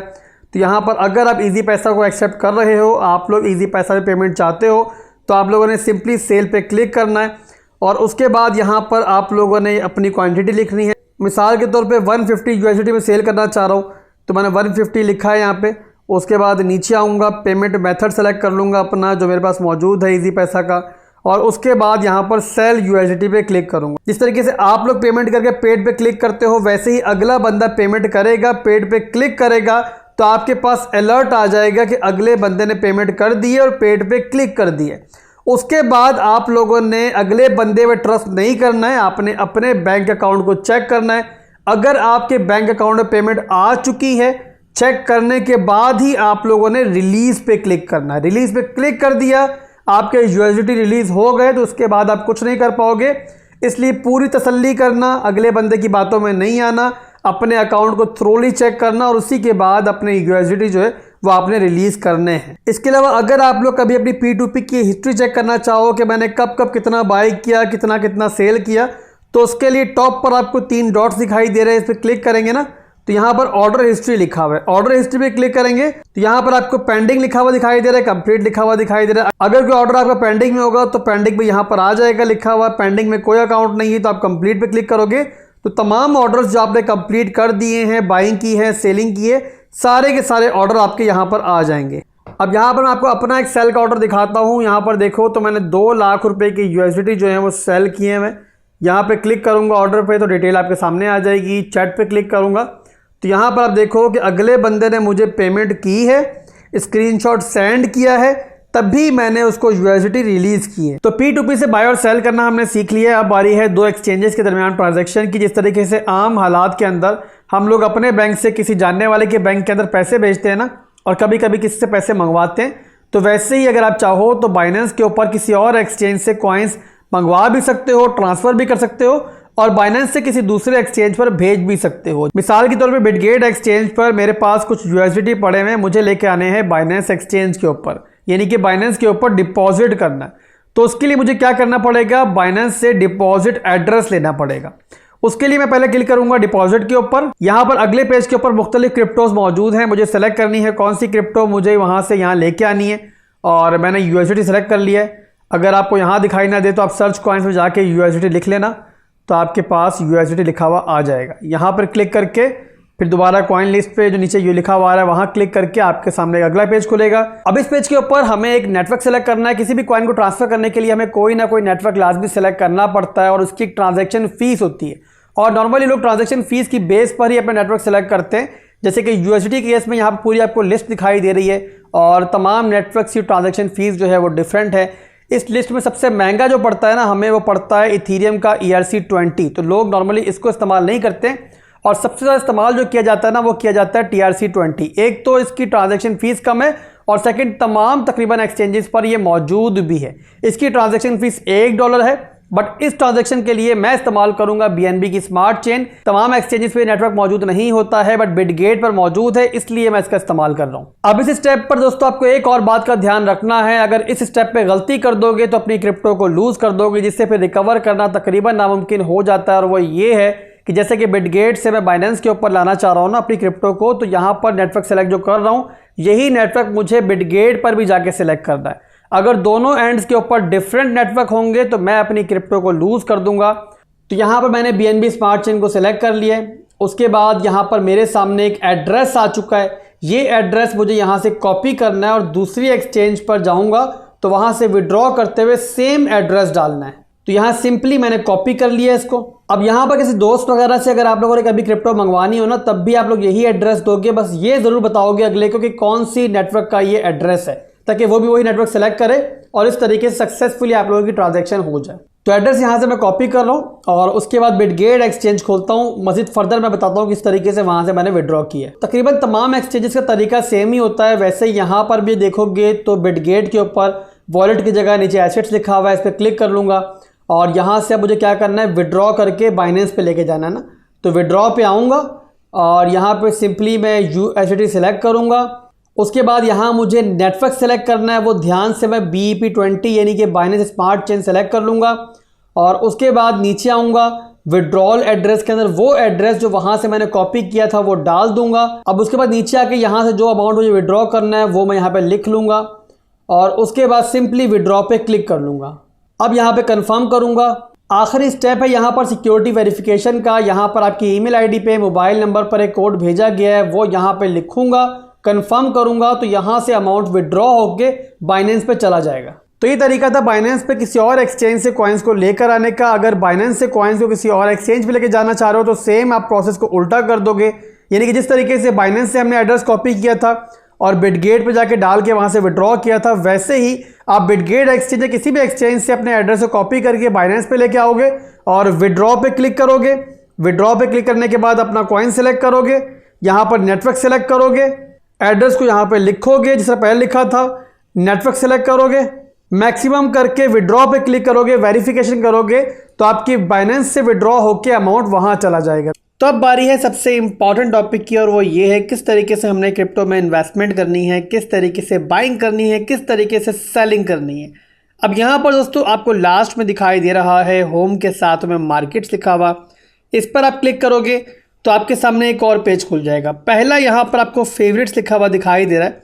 यहाँ पर आप लोग वो ऑल्ट कॉइन्स शामिल कर सकते हो कि जिन्हें आप लोग फ्रीक्वेंटली ट्रेड करना चाह रहे हो। कहाँ से शामिल करना है? आपने शामिल करना है मार्केट से। सेकंड नंबर पर आपको मार्केट दिखाई दे रहा है। अब यहाँ पर दोस्तों नीचे देखेंगे तो स्पॉट को हमने ट्रेड करना है। आज स्पॉट के बारे में पढ़ लें, फ्यूचर्स को इंशाल्लाह नेक्स्ट वीडियो में देखेंगे। तो स्पॉट के नीचे दोस्तों आपको मुख्तलिफ कॉइन्स दिखाई दे रहे हैं, जिनमें स्टेबल कॉइन्स भी हैं और कुछ दीगर ओल्ड कॉइन्स भी हैं। जैसे कि यहाँ पे देखो तो USDT है, FDUSD है, TUSD है, BUSD है, ये सारे स्टेबल कॉइन्स हैं। इसके बाद BNB जो कि बाइनेंस का अपना नेटिव कॉइन है, तो जाहिर सी बात है इसके पेयर्स में भी आप लोग मुख्तलिफ ऑल्ट कॉइन्स को बाय कर सकते हो। इसके अलावा BTC है, BTC से भी आप लोग ऑल्ट कॉइन्स को बाय कर सकते हो। ये तमाम समझ लो कि आपके पास करेंसीज हैं कि जिनके थ्रू आप लोग डिफरेंट ऑल्ट कॉइन्स को बाय कर सकते हो।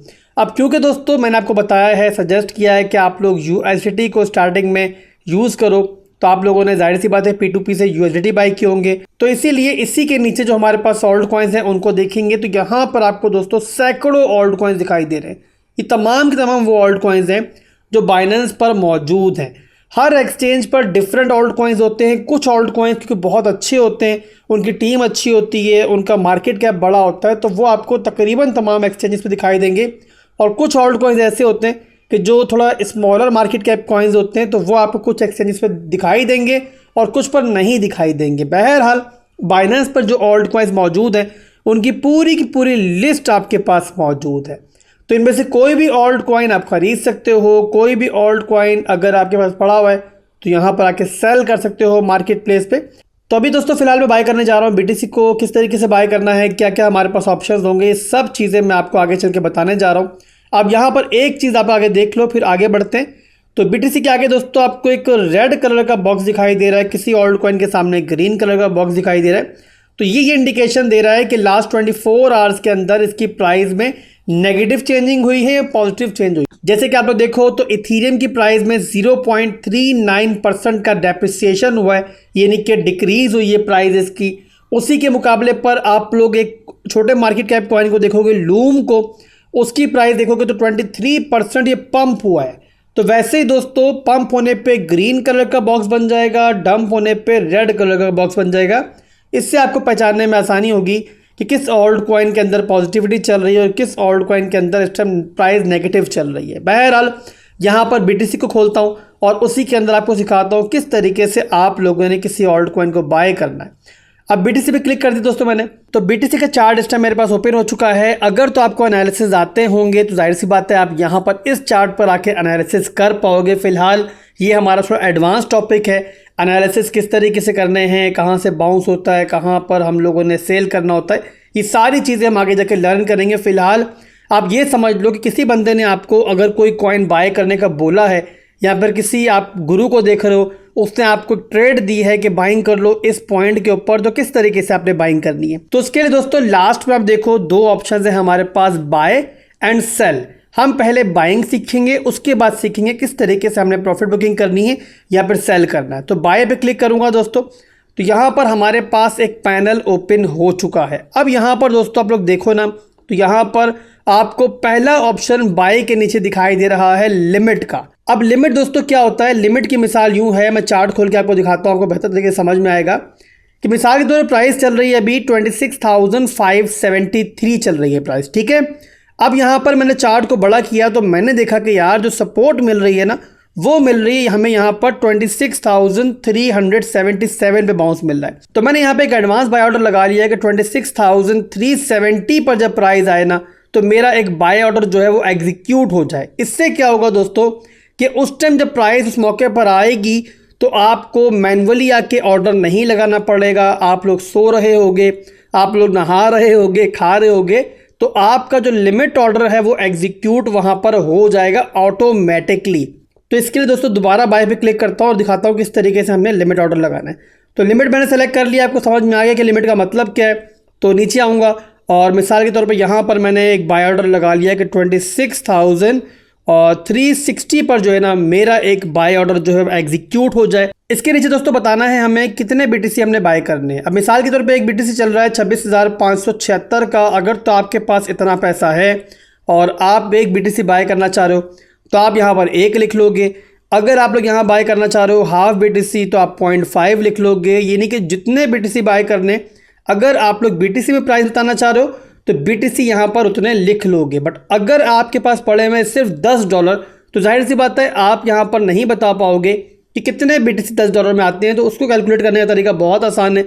यहाँ पर आपको नीचे दिखाई दे रहा है USDT का बॉक्स। यहाँ पर मिसाल के तौर पर मेरे पास $10 पड़े हुए और मैंने $10 का BTC बाय करना है, तो यहाँ पर मैं 10 लिख लूँगा। यहाँ पर एक और बात बता दूँ कि बाइनेंस एक्सचेंज पर कम से कम जो बाइंग होती है वो $10 की होती है, इससे कम की बाइंग यहाँ पर नहीं होती है।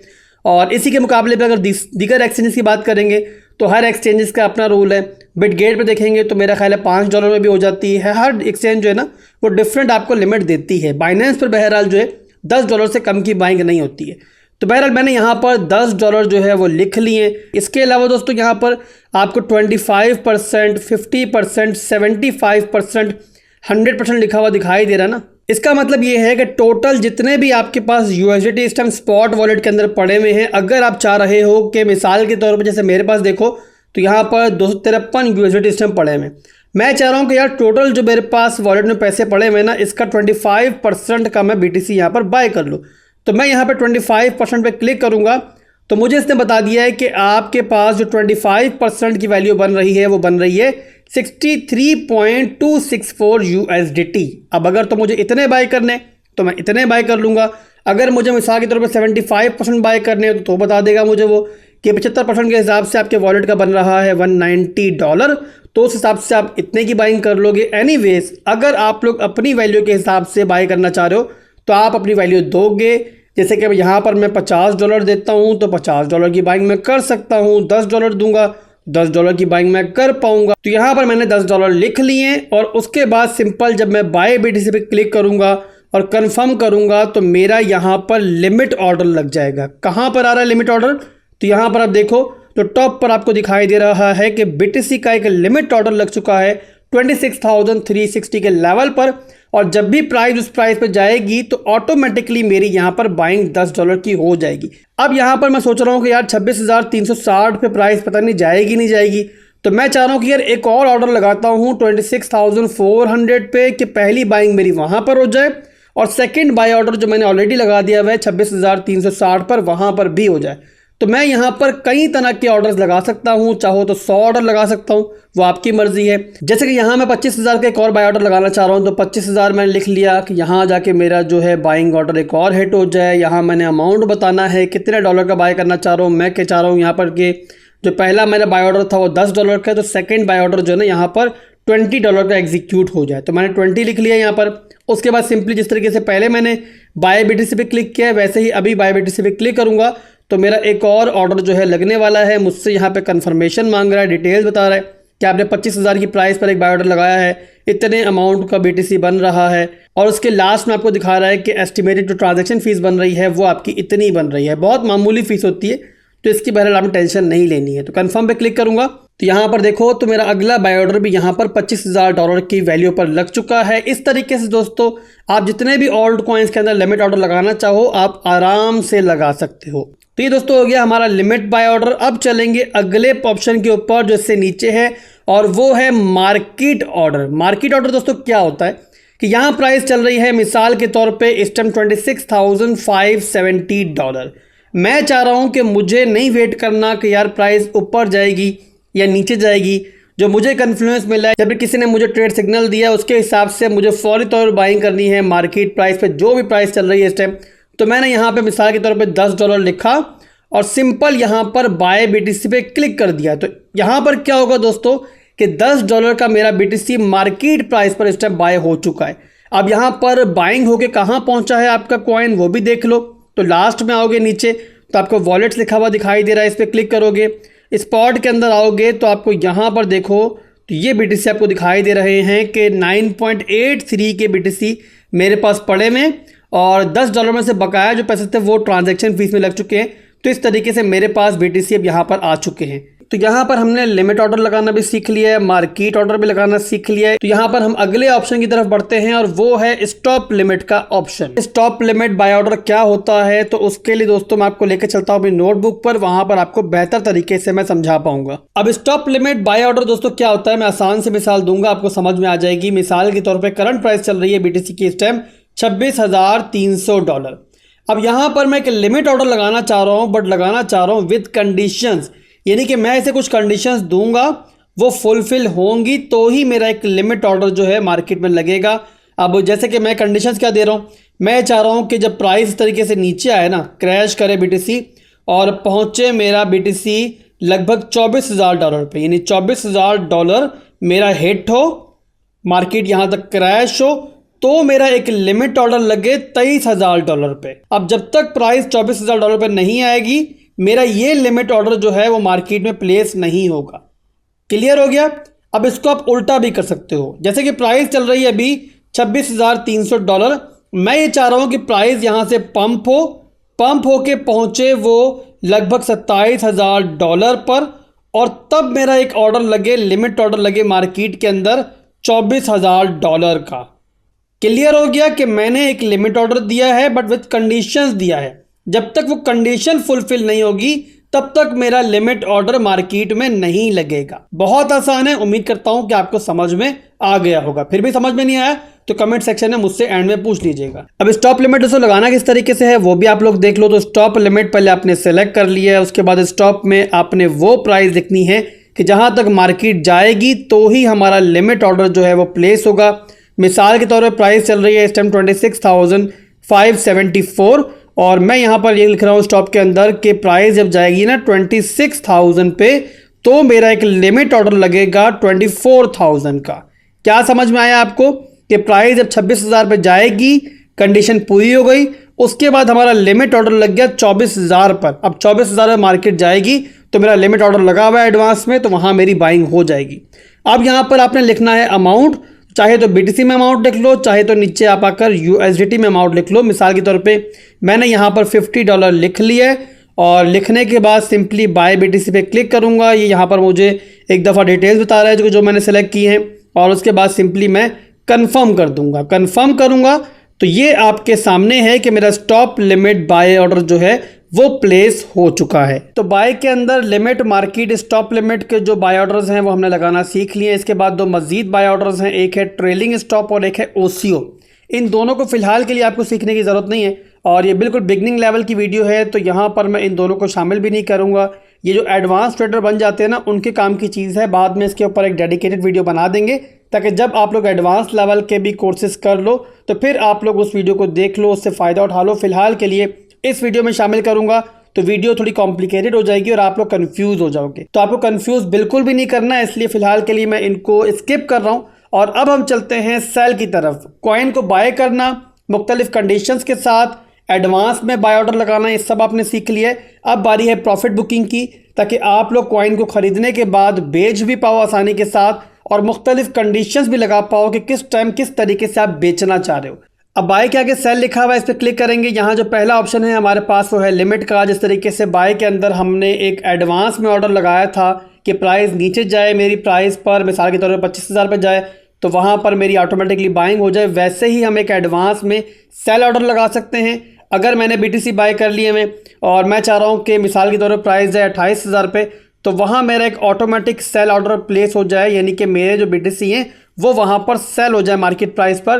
तो मैं एक लिमिट सेल ऑर्डर एडवांस में लगा सकता हूँ। अब ये लगाने के लिए मुझे लिमिट पे क्लिक कर लेना है, और यहाँ पर मिसाल के तौर पे मैं चाह रहा हूँ कि 28,000 पे जाके मेरे BTC पे सेल हो, तो मैंने 28,000 लिख लिया है। अब यहाँ पर अमाउंट के अंदर चाहो तो सारे के सारे BTC जो पड़े हैं वो एक साथ 28,000 पे ऑर्डर लगा दो, और चाहो तो मुख्तलिफ ऑर्डर भी लगा सकते हो। जैसे कि मैं चाह रहा हूँ कि 28,000 पे सारे के सारे BTC मेरे सेल ना हो, बल्कि कुछ BTC मैं 28,000 पे सेल करूँ, कुछ BTC मैं 30,000 पे सेल करूं, और कुछ BTC मैं 32,000 पे सेल करूं। तो आप लोग डिफरेंट यहाँ पर सेल ऑर्डर लगा सकते हो, कोई इसमें मुश्किल नहीं है। तो यहाँ पर मैं 28,000 लिखूंगा, और अगर मुझे सारे के सारे BTC सेल करने हैं तो 100% पे क्लिक कर लूँगा। ये मुझे बता रहा है कि $52 के BTC पड़े हुए हैं आपके पास। मैं सिंपली यहाँ पर सेल BTC पे क्लिक करूँगा तो मेरे सारे के सारे जो BTC हैं उनका एक एडवांस लिमिट ऑर्डर जो है ना वो यहाँ पर एक प्लेस हो जाएगा, और आपको दिखाई दे रहा है कि यहाँ पे 28,000 मेरे सारे के सारे BTC जो हैं वो सेल होने के लिए यहाँ पर ऑर्डर लग चुका है। अब अगर मैं चाह रहा हूँ कि पार्ट्स के अंदर सेलिंग करूँ मुख्तलिफ प्राइस के ऊपर, तो ये ऑर्डर मैं कैंसिल करता हूँ पहले, और ऊपर आकर सबसे पहले मैं यहाँ पर एक ऑर्डर लगाता हूँ 28,000 का, कि मेरे जो BTC है ना $10 के BTC हैं वो 28,000 पे सेल हो जाएँ। तो यहाँ मैंने एक ऑर्डर लगा दिया $10 का 28,000 पे, ठीक है। कन्फर्म करूँगा तो यहाँ पर आपको दिखाई दे रहा है कि 28,000 का एक ऑर्डर लग चुका है। अब मेरे पास $40 के BTC पड़े बचे हुए, तो यहाँ पर मैंने एक ऑर्डर लगा दिया 29,000 का। यहाँ पर $10 मज़ीद लिखे मैंने, और इसका भी एक ऑर्डर बना के लगा दिया, तो ये लग गया एक और $10 का ऑर्डर हमारा। इस तरीके से आप सारे के सारे BTC जो है डिफरेंट पार्ट्स में लगा सकते हो। इससे फ़ायदा ये होता है कि जब मुख्तलिफ प्राइस पर आप BTC को सेल करते हो तो एक एवरेज प्राइस बनकर आती है, और इस तरीके से आपको प्रॉफिट ज़्यादा होता है। सारे के सारे 28,000 बेचोगे तो ज़्यादा प्रॉफिट कम होगा। और अगर डिफरेंट सेल ऑर्डर लगाओगे 28, 29, 30, 32 पे, तो इस तरीके से जो एवरेज प्राइस आपकी बन जाएगी आई थिंक 30,000 के लगभग बन जाएगी। तो इस तरीके से प्रॉफिट आप ज़्यादा बना पाओगे। इसके बाद अगला ऑप्शन है हमारे पास सेल में मार्केट का। जिस तरीके से आपने मार्केट प्राइस पर बाइंग की थी ना, जो भी प्राइस टाइम मौजूदा चल रही है उस पर आपकी बाइंग हो गई थी, तो वैसे ही अगर मैं चाह रहा हूँ कि जो भी मौजूदा प्राइस चल रही है, चाहे मुझे लॉस हो रहा है चाहे प्रॉफिट हो रहा है, बस मैं इसी प्राइस पर बेच के मार्केट से आउट हो जाऊं, तो यहाँ पर सिंपल मार्केट सेलेक्ट करूंगा। जितने बीटीसी मुझे मार्केट प्राइस से बेचने हैं वो सेलेक्ट करके जब मैं सेल बीटीसी पर क्लिक करूंगा तो सारे के सारे बीटीसी फौरी तौर पे मार्केट प्राइस पर सेल हो जाएंगे। इसके बाद सेल के अंदर जो अगला है हमारा ऑप्शन वो है स्टॉप लिमिट का। अब स्टॉप लिमिट को लोग स्टॉप लॉस भी कहते हैं। बड़े काम की चीज़ है। किस तरीके से काम करती है पहले मैं आपको नोटबुक पे समझाता हूँ, फिर आपको यहाँ पर लगाना भी सिखाऊंगा। कोई भी कॉइन बाय करने के बाद जो स्टॉप लिमिट का ऑर्डर होता है ना, वो क्या कहलाता है, वो स्टॉप लॉस भी कहलाता है। काफ़ी लोग इसे स्टॉप लॉस भी कहते हैं।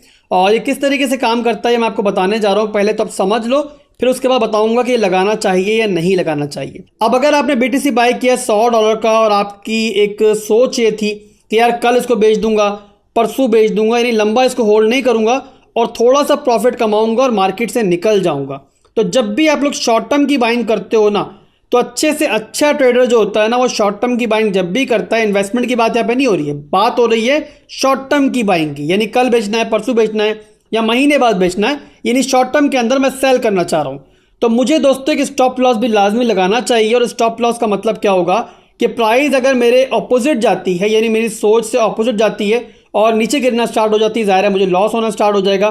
तो किस लिमिट तक जाकर मैं लॉस को बर्दाश्त कर सकता हूं और किस लिमिट से नीचे जाकर मैं लॉस को बुक करना पसंद करूंगा, चाहे प्रॉफिट मुझे हो ना हो। अब अगर यहां प्राइस पहुंच गई $28,000 पे, आपको कोई टेंशन नहीं, आप समझ लो यहां पे एक सपोर्ट मौजूद है और प्राइस यहां से वापस चली जाएगी। बट क्या हो गई, ये सपोर्ट भी टूट जाए, फिर तो जाहिर सी बात है प्राइस बहुत ज़्यादा नीचे गिर सकती है, जो कि आप चाहोगे नहीं। तो आपने यहां पर सपोर्ट के नीचे एक स्टॉप लॉस लगा लिया। अब यहाँ प्राइस जब 28,000 से नीचे जाएगी, 27,800 पर जाएगी, तो आपका स्टॉप लॉस का ऑर्डर ट्रिगर होगा और जो आपने बीटीसी बाय किए हुए थे प्रॉफिट के लिए, वो आपके लॉस में ही सेल हो जाएंगे। इस तरीके से आप लोग कम से कम लॉस से मार्केट से बाहर आ जाओगे। इसके बाद चाहे बीटीसी आपका $1 का हो जाए चाहे $100 का हो जाए, आपको परवाह नहीं है। आपने थोड़ा बहुत लॉस लेके मार्केट से निकलना पसंद किया है। और फिर बता रहा हूँ कि जितने भी एक्सपीरियंस ट्रेडर हो, जितना भी बड़ा ट्रेडर हो, जब भी शॉर्ट टर्म के लिए बाइंग करेगा तो मार्केट में फंसना पसंद नहीं करेगा। याद रखो, मार्केट किसी के कंट्रोल में नहीं है। बड़े से बड़ा गुरु भी होगा ना, वो भी स्टॉप लॉस लगाएगा। तो आपको ही मेरा मशवरा होगा कि स्टॉप लॉस लाजमी लगाओ, चाहे स्पॉट में ट्रेडिंग कर रहे हो या फिर बाद में जाके फ्यूचर्स में करोगे। अब आपको सिखाता हूं किस तरीके से आपने स्टॉप लॉस लगाना है बाइनेंस के ऊपर। तो उसके लिए दोबारा बाइनेंस की ऐप पे चलते हैं। तो स्टॉप लिमिट लगाने के लिए दोस्तों मुझे क्लिक करना है स्टॉप लिमिट पे। अब यहाँ पर मुझे मार्केट को कंडीशन देनी है स्टॉप के अंदर, जिस तरीके से मैंने बाइंग के टाइम दी थी। तो यहाँ पर जो भी कंडीशन मार्केट को देना चाह रहे हो दे सकते हो, चाहे तो मौजूदा प्राइस से ऊपर की दे दो, चाहे तो मौजूदा प्राइस से नीचे की दे दो। इसका मतलब क्या है दोस्तों कि स्टॉप लॉस आप कई तरह के लगा सकते हो। जैसे कि मिसाल के तौर पे मैं ये चाह रहा हूँ कि मौजूदा प्राइस चल रही है 26,500 पे और मैंने यहाँ पे बीटीसी को बाय कर लिया। जब भी प्राइस मेरी 28,000 पे जाए ना, तो वहाँ मेरा जो ऑर्डर है वो सेल ना हो, बल्कि मैं चाह रहा हूँ कि वहाँ पर एक लिमिट ऑर्डर प्लेस हो और जो लिमिट ऑर्डर प्लेस हो ना, वो प्लेस हो मेरा 27,000 पे। यानी कि इस तरीके से क्या होगा कि प्राइस अगर 28,000 को टच करके वापस नीचे भी आती है ना, क्रैश भी होती है, तो मुझे लॉस नहीं होगा, बल्कि 27,000 पे सेल होने की सूरत में मुझे थोड़ा बहुत प्रॉफिट होगा और मैं मार्केट से बाहर आ जाऊंगा। उसके बाद प्राइस जितनी भी गिरती है मुझे परवाह नहीं है। इससे फ़ायदा क्या होगा कि अगर बीटीसी पागलों की तरह पंप करना स्टार्ट कर दे मिसाल के तौर पे और 28,000 से ऊपर चला जाए, 30 पे चला जाए या इवन 40,000 पे चला जाए और दोबारा नीचे वो आए ना, तो इस तरीके से आपको ज़्यादा से ज़्यादा प्रॉफिट कमाने का मौका मिलेगा और आप अपनी मर्जी के टाइम पे प्रॉफिट बुक कर पाओगे। और अगर ऐसा होता है कि 28,000 पे टच करती है मार्केट और दोबारा स्पीड से नीचे आती है, तो आपको लॉस भी नहीं होगा और 27,000 पे सेल होने की सूरत में आप मार्केट से थोड़ा बहुत प्रॉफिट लेके बाहर आ जाओगे। तो इस तरीके से आप लोगों के लिए विन विन सिचुएशन हो जाएगी और ट्रेड आप लोगों के लिए रिस्क फ्री हो जाएगी। और वैसे ही दोस्तों एक और तरीका भी है स्टॉप लॉस लगाने का, और वो तरीका है जो मैंने भी आपको नोटबुक पे समझाया था। मिसाल के तौर पर मैंने यहाँ पर बीटीसी को बाय किया $26,500 पे और फिलहाल के लिए मैं कोई सेल ऑर्डर लगाना नहीं चाह रहा हूँ। मैं चाह रहा हूँ मर्जी के टाइम पे बीटीसी को बेचूंगा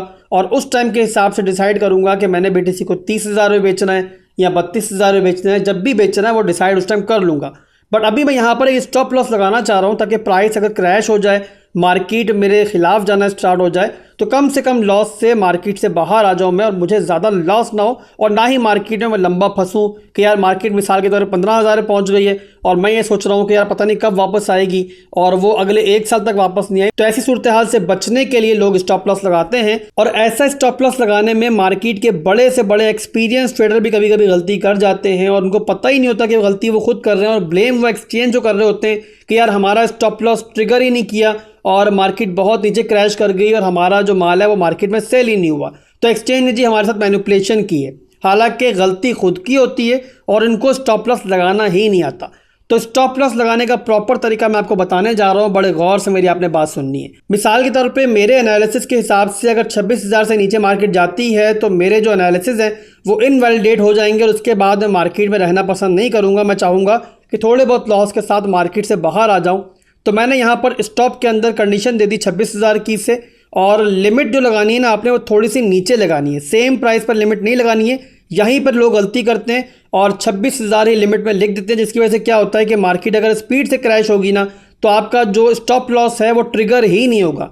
और मालूम पड़ा कि सुबह आप उठे, आपकी आंख खुली तो मार्केट बैठी हुई 20,000 पे और आपने जो 26,500 BTC खरीदे थे आप 26,000 पे उसे बेच ही नहीं पाए, यानी कि स्टॉप लॉस आपका ट्रिगर ही नहीं हुआ क्योंकि आपको 26,000 पे कोई वहां पर बायर ही नहीं मिला, और जब तक बायर नहीं होगा मार्केट में आपका माल सेल नहीं होगा। तो यहां पर आपने क्या करना है कि 26,000 आपने स्टॉप में लिख दिया और लिमिट थोड़े फर्क से लिखना है। मिसाल के तौर पे मैंने यहां पे लिख दिया 25,700। अब क्या होगा, मार्केट अगर स्पीड से भी क्रैश होगी तो 26,000 से लेकर 25,700 के दरमियान ऐसा पॉसिबल ही नहीं है कि मुझे बायर्स ना मिले। तो 99% ऐसा ही होगा कि आपका स्टॉप लॉस हमेशा कामयाब रहेगा और 26,000 से लेकर 25,700 के दरमियान आपका सारे का सारा माल जो है मार्केट में सेल हो जाएगा, और इस तरीके से आप लोग डीप क्रैश में जाने से बच जाओगे। बहरहाल आपने यहाँ पर स्टॉप भी दे दिया है, लिमिट भी दे दी है। अब आपने वो अमाउंट बताना है BTC का जो आप लोग इस ऑर्डर के लिए लगाना चाह रहे हो। तो मैंने 100% सेलेक्ट कर लिया है और यहाँ पर यह बता रहा है कि 48.059 के BTC इस टाइम मौजूद हैं और मैंने सिंपल यहाँ पर सेल पे क्लिक कर दिया है। अब कंफर्म करूँगा तो आपको दिखाई दे रहा होगा कि यहाँ पर मेरी स्टॉप लिमिट लग चुकी है। प्राइस जब 26,000 पे जाएगी तो मेरी कंडीशन फुलफिल हो जाएगी और 25,700 तक मार्केट में मेरा माल जो है सेल हो जाएगा। इसके बाद सेल के अंदर जो अगला ऑप्शन हमारे पास मौजूद है वो है ट्रेलिंग स्टॉप का। जिस तरीके से बाइंग के अंदर फिलहाल मैंने ट्रेलिंग स्टॉप को इग्नोर किया है, वैसे ही मैं इसको अभी इग्नोर कर रहा हूँ। ये एडवांस लेवल की चीज़ है, इंशाल्लाह नेक्स्ट वीडियो में आपको समझाएंगे आने वाले दिनों के अंदर। फिलहाल दोस्तों यहाँ पर सेल के अंदर हम OCO को कवर करेंगे और बाइंग के अंदर हमने इसको भी इग्नोर किया था, बट सेल के अंदर जो है ना OCO की बहुत इंपॉर्टेंस है और ये आपको लाजमी आना चाहिए। अब OCO दोस्तों क्या होता है वही मैं आपको बताने जा रहा हूँ। तो OCO पहले क्लिक कर लेता हूँ और उसके बाद मैं आपको बताता हूँ कि आखिर OCO है क्या चीज़। तो OCO मतलब वन कैंसल अदर, यानी कि 2 ऑर्डर हम एक साथ लगा सकते हैं और एक ऑर्डर जब भी हमारा फुलफिल हो जाएगा तो दूसरा ऑर्डर ऑटोमेटिकली कैंसिल हो जाएगा। अब दोस्तों इसको कब इस्तेमाल करते हैं हम लोग, इसको तब इस्तेमाल करते हैं मिसाल के तौर पे मैंने आपको एक ट्रेड सिग्नल दिया है और मैंने कहा है कि BTC को यहाँ पे बाय कर लो। अब बाय करने के बाद 28,000 आपका टेक प्रॉफिट है, यानी 28,000 पे आपने सेल करना है और स्टॉप लॉस लगाना है आपने 26,000 में। अब स्टॉप लॉस और टेक प्रॉफिट साथ लगाने के लिए हम लोग OCO का इस्तेमाल करते हैं और इस तरीके से हमारा टेक प्रॉफिट भी मार्केट में लग जाएगा ऑटोमेटिकली और हमारा स्टॉप लॉस भी एक साथ लग जाएगा। तो ये बहुत काम की चीज़ है और ये भी आप लोगों को इस्तेमाल करना लाजमी आना चाहिए। तो यहाँ पर OCO के नीचे आपको बहुत सारे बॉक्सेस दिखाई दे रहे हैं। पहला है हमारे पास लिमिट का। यहाँ पर आपने वो प्राइस बतानी है कि जो आप टेक प्रॉफिट के तौर पर लगाना चाह रहे हो, यानी जहाँ जाकर प्रॉफिट के अंदर मार्केट से बाहर आ जाओगे। तो यहाँ मैंने सेलेक्ट कर लिया 28,000। उसके बाद दोस्तों जिस तरीके से आपने स्टॉप लॉस को इस्तेमाल किया था वैसे ही स्टॉप लिमिट यहाँ पे इस्तेमाल करोगे। यहाँ आपने कंडीशन दे दी मार्केट को कि यार 26,000 पर जाएगी मार्केट तो मेरी जो कंडीशन है फुलफिल हो जाएगी स्टॉप लॉस की, और लिमिट मैंने लगा दी यहाँ पर 25,800 की। ठीक है, यानी कि 26,000 पे कंडीशन फुलफिल हो गई और मेरा स्टॉप लॉस जो है वो एक्टिवेट हो जाएगा। लिमिट मैंने लगाई है 25,800 तक, तो 25,800 तक मेरे BTC मार्केट में सेल हो जाएंगे। इसके बाद नीचे आएंगे तो चाहो तो आप लोग सारे के सारा BTC एक ही ऑर्डर के अंदर लगा दो, और अगर डिफरेंट प्राइस पर आप लोग डिफरेंट सेल ऑर्डर लगाना चाह रहे हो तो वो भी कर सकते हो। फिलहाल के लिए मैं एक ही ऑर्डर लगा रहा हूँ और 100% यहाँ सेलेक्ट कर लेता हूँ। $52 की BTC मेरे पास पड़े हुए हैं, मैंने सेल BTC पे क्लिक कर दिया है और यहाँ पर देखो तो मेरा जो OCO ऑर्डर है वो लग चुका है और एक साथ मेरा टेक प्रॉफिट भी लग गया 28,000 पे और साथ ही मेरा स्टॉप लॉस भी लग गया मार्केट के अंदर। तो इस तरीके से आप इस्तेमाल करोगे OCO को। उम्मीद करता हूं दोस्तों कि आपको अब बाइंग करने का तरीका भी आ चुका है और मार्केट में सेलिंग करने का तरीका भी आ चुका है। तो बाइनेंस एक्सचेंज का बिगनिंग लेवल का ये कोर्स जो है यहाँ पर क्लोज करेंगे। मैं उम्मीद करता हूँ कि बिगनर्स के लिए अब बाइनेंस एक्सचेंज के ऊपर खरीदना और बेचना कोई मसला नहीं है। आप लोग प्रॉफिट बुक भी कर सकते हो। प्रॉफिट बुक करने के बाद अपने बैंक अकाउंट में लेकर भी जा सकते हो। अगली वीडियो में दोस्तों मिलेंगे इंशाल्लाह। सीखने को बहुत कुछ है, कहानी यहाँ पर ख़त्म नहीं हुई है और अगर मुझे फॉलो करोगे तो इंशाल्लाह एक दिन आपको बिगनर से प्रो लेवल का ही बना दूंगा। वीडियो पसंद आई है तो लाइक लाजमी करना, ये नहीं भूलना आपने। पूरी वीडियो को देखने के बाद ज़रा ही फ़ायदा मिला है तो लाइक और कमेंट जो है ना आपका समझ लो मेरे लिए फ़ीस होगी। और उससे बढ़कर दोस्तों दुआओं में याद रखिएगा। चैनल को लाजमी सब्सक्राइब कर ले, नहीं किया हुआ तो अल्लाह हाफिज़।